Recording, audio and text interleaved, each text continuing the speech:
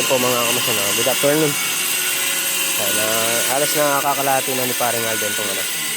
Itong Puso Negro or septic tank.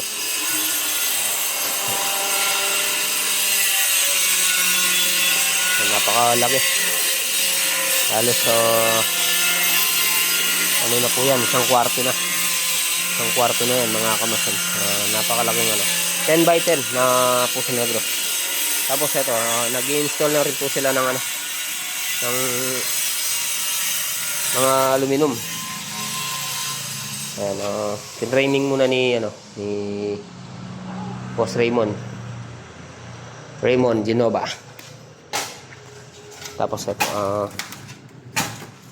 abangan natin itong mga ano natin, waterline natin.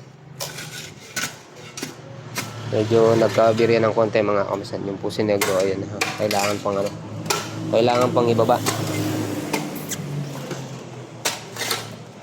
Oh, Nyang, shout out.